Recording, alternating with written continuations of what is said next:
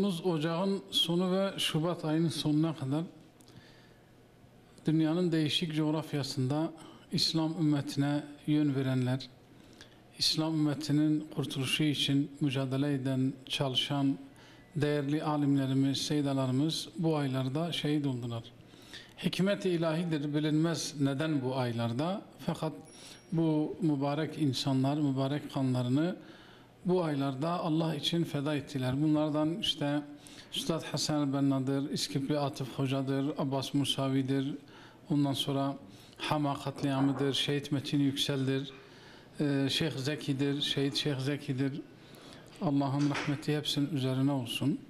Tabi bu insanlar mübarek kanlarını seve seve verdiler. Bize düşen de onların bize emanet ettiği davayı devam ettirmek ve biz de onlar gibi şehadet şerbetini içinceye kadar bu mücadeleye devam etmektir. Ayrıca bu ayda, yani ocağın sonu ve Şubat'ın sonuna kadar ülkemizde, muhtelif şehirlerde şehitlik ve şehadetin önemiyle ilgili paneller, sempozyumlar, ondan sonra değişik konferanslar veriyoruz. Bununla hem başta kendi nefsimize hem de bütün kardeşlerimize şehitliğin ve şehadetin ne kadar yüce bir vazife olduğunu, görev olduğunu ve Allah Celle Celaluhu'nun huzuruna çıkmanın en temiz şekli olduğunu insanlara, kardeşlerimize anlatmaya çalışıyoruz. Şehit Şeyh Zeki, Allah'ın rahmeti üzerine olsun, Cizre'de, Cizre halkı tarafından, Kürdistan halkı tarafından bilinen değerli bir alimimizdi. Yine insanların hakka ulaşabilmesi için, doğruyu bulabilmesi için görev yaptığı zaman dilimi içerisinde kendisi çok ciddi çalışmalar yapmıştır. İnsanlara hak ve hakikati anlatma noktasında.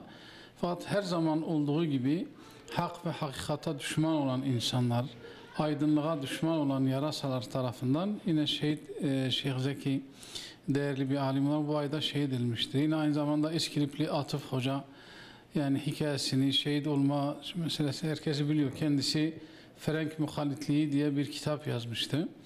Yani Batı'yı taklit etmenin İslamca caiz olmadığına dair.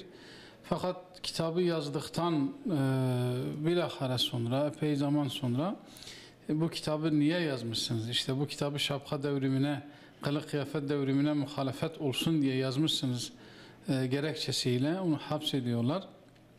Sonra da onu şehit ediyorlar. Hatta şehit edilirken anlatılan bir hikaye var. Yani kendisi mübarek savunmasını güzel bir şekilde hazırlıyor. Savunmasını güzel bir şekilde hazırlıyor. Fakat gece Peygamber Efendimiz Aleyhisselam'ı rüyasında görüyor. Orada Efendimiz ona işte sen yanıma gelmek istemiyor musun? Neden bu savunmayı yazıyorsun diyerekten uyandığında savunmasını yırtıyor ve zulüm istibdat rejimi tarafından şehit ediliyor. Üstad Hasan el-Benna İngilizlerin Mısır'ı işgal etmesiyle başlayan işgal hareketine karşı İhvan-ı Müslümin camiasını kurup emperyalizme karşı, işgal güçlerine karşı ciddi anlamda mücadele vermiş ve bu mücadelesi onları rahatsız edince yine İngiliz ajanları tarafından şehit edilmiştir.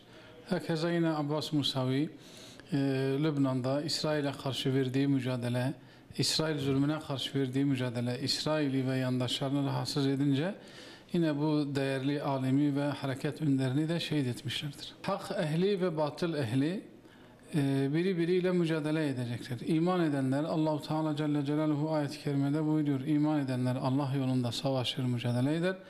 Küfredenler tağut yolunda savaşır ve mücadele eder. Bu mücadele Hazreti Adem'den günümüze kadar ve günümüzden de kıyamet gününe kadar bu mücadele devam edecektir. Bizler bu mücadelenin önemini her gittiğimiz ortamda, her platformda şehitlik ve şehadetin önemini anlatmaya çalışacağız ve Allah'tan temennimiz odur ki bizleri de bu kutlu kervana katmasıdır.